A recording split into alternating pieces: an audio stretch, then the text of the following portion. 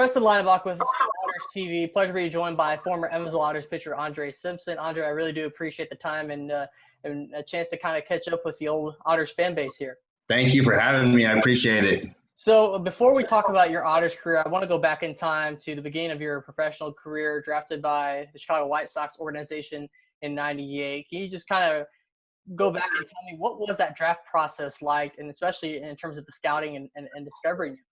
Well, the process was a fun process for me, especially being a senior in high school and back in '98 and getting to go play competitive baseball with guys like that in our league were really good guys. But having scouts behind home plate, trying to pitch with your heart rate going up pretty fast, and then them coming to your house, trying to get to know who you are, trying to be this best role model citizen. It was an amazing process to happen, and I'm very fortunate for that to happen to me.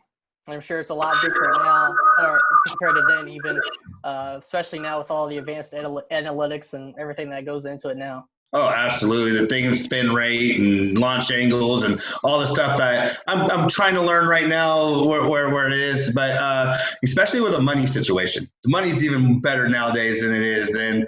But with that money comes the spin rate, the technology that they're using in this ball game now. And it's amazing to see now how baseball's progressed since I played. And after your initial stint with the Chicago White Sox, had a pretty good minor league career going forward, even with the Dodgers organization, a year with the Rockies as well. And what was that like playing in minor league baseball in an affiliated organization at that time? It was the long bus rides were fun because at the time you don't realize how much fun you're having on that bus ride, and you're just in buses breaking down in the minor leagues and air conditioners shutting off and just sweating the whole way there. And but it's an amazing experience because those are the guys that you got to know for 9 months out of the year, and you're just literally just being with these guys all the time. It was a fun experience. And then going forward into your Otters career, how did that opportunity come about for you? Was it the Greg Jelks who gave you the call, or how did you become an Evansville Otter? I ended up getting released, and one of my best friends in the baseball community, he had an agent.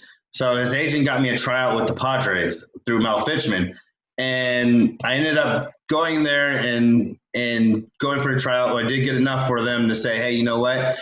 You're not going to make the Padres squad, but we got another organization for you, so we can keep an eye out on you. And they ended up sending me or telling me to go to Evansville. Greg Jelks ended up calling me, ended up signing with the Otters and having a wonderful time out there. You played for manager Greg Jelks here in Evansville, and I talked to one of your former teammates, Denver Stuckey, a few weeks ago, and kind of asked him a similar question that I'll Gary ask you. What was it like playing for Greg Jelks? Because I know he was one of the toughest managers to play for, but yet led a very successful franchise here in Evansville during the years that he was here. Oh, he was very successful with the years that he was there with you guys, or with us there. He was probably one of the toughest managers I played for.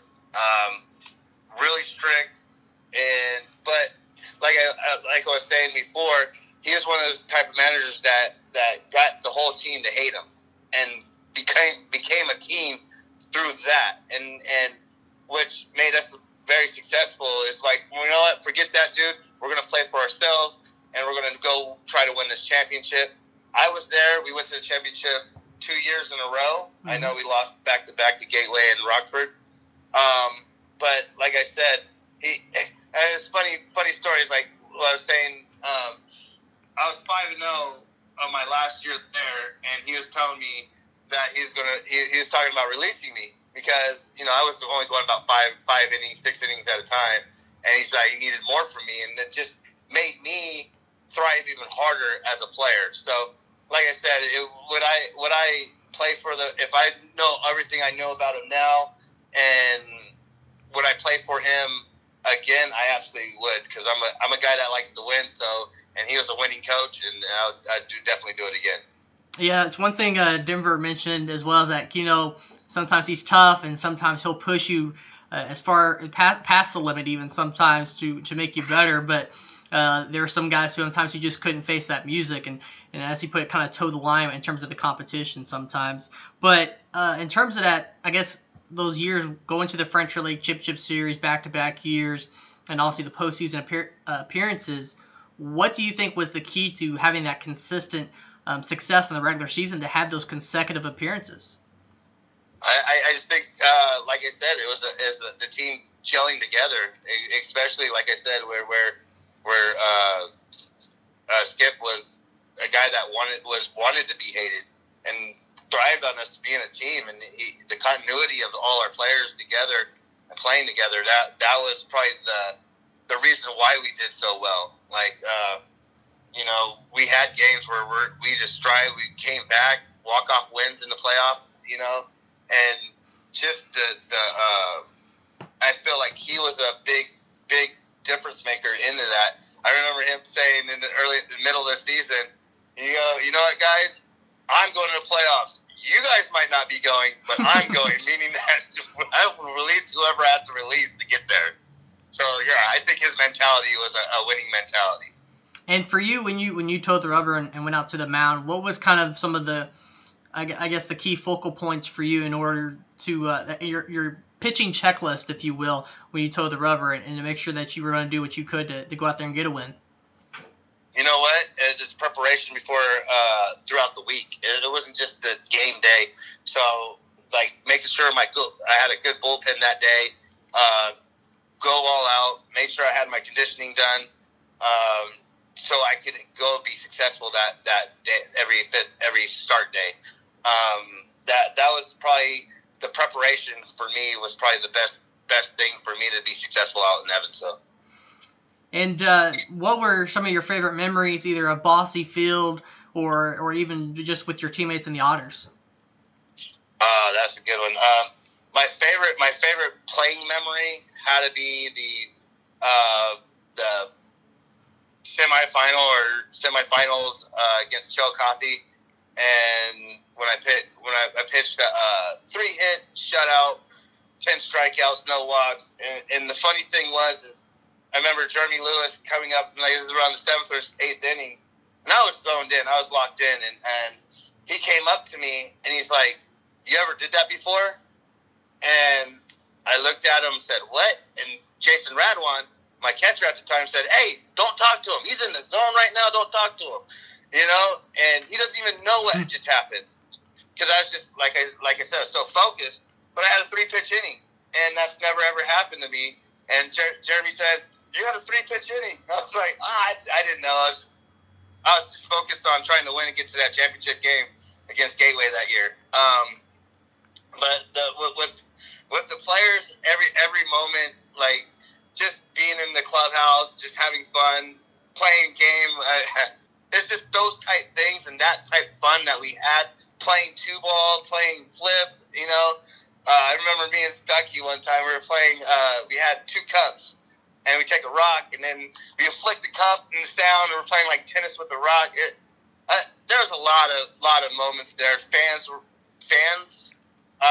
definitely the fans were a great moment there. I really appreciate them when they came out, and supported us. And for you, what was it like when you stepped foot onto Bosse Field? Obviously, such a historic facility, and obviously, its baseball history is so far back now. I mean, all the way to 1950. I mean, what was it like for you, the feelings that you got to play in such a historic building? That was one of the best times. Just knowing where I was at the 3rd oldest park, knowing what that stadium meant. I remember every time I still watch the movie A League of Their Own, and I see the Bosse Field all the time, and it kind of chokes me up, because that was such a big part of my life, of my baseball life out there, and just part of my life, period. The friends that I met out there, and the people that were there, the host families, and just everybody out there was just amazing to us ball players out there, and the friendships that we had outside the stadium as well. But yeah, just to be in a historic stadium like that and pitching, knowing that you're kind of a part of history, it's an amazing feeling.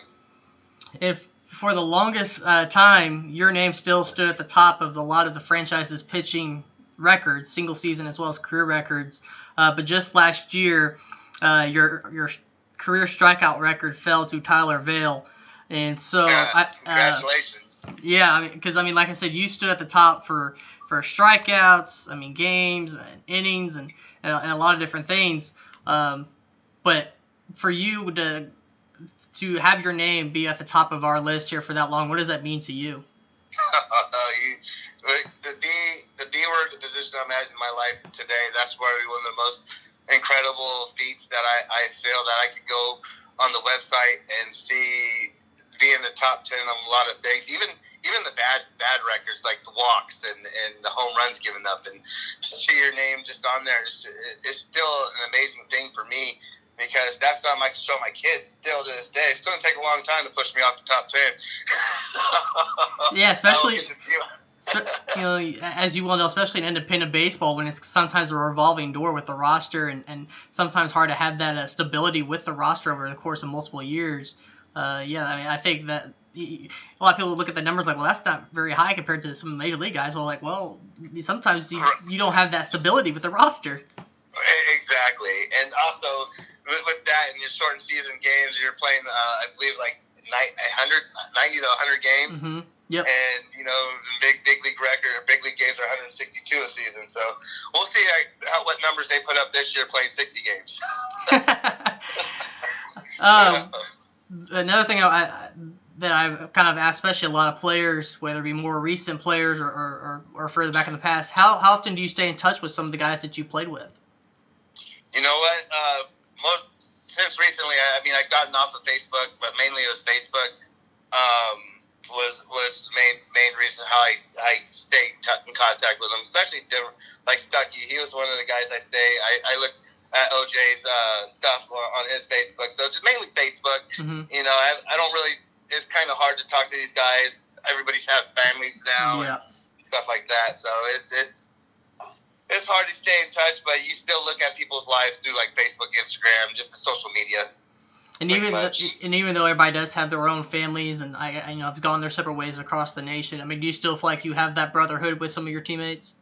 Oh, absolutely. Especially we have, you can tell we have differences, but we're still like a big part. Like the one thing is like Stephen Faulkner and Stuckey and Oradwan, all those guys.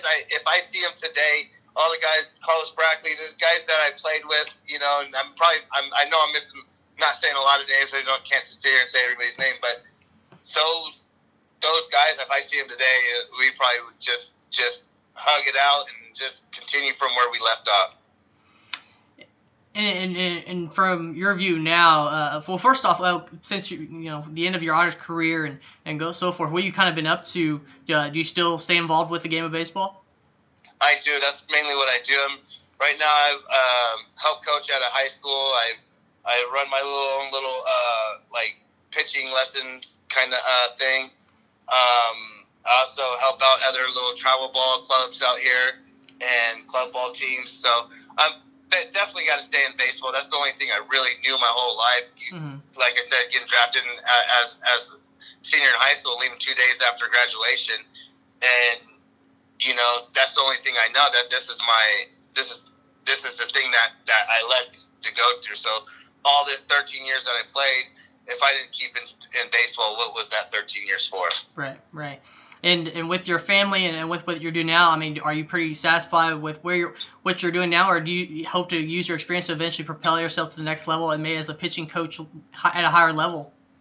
I did have those aspirations like a while back before I had kids. Now that I have a 6-year-old and 2 3-year-olds, and I can't imagine leaving them for 9 months in the minor leagues, or 3 months in independent leagues. I can see them coming through the summer, and maybe one day when they're old enough and they're in high school, maybe I can do. But yeah, I would definitely take in consideration one day to go independent league or even college baseball. Gotcha. And in your eyes, we talked about it earlier.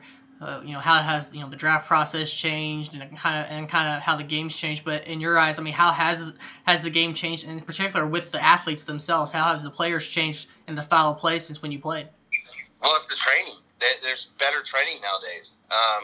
and the information's right at your fingertips to learn this stuff, through the internet and the coaches, the minor league coaches, and all these systems that are here geared for pitchers to throw 95 to 100, and the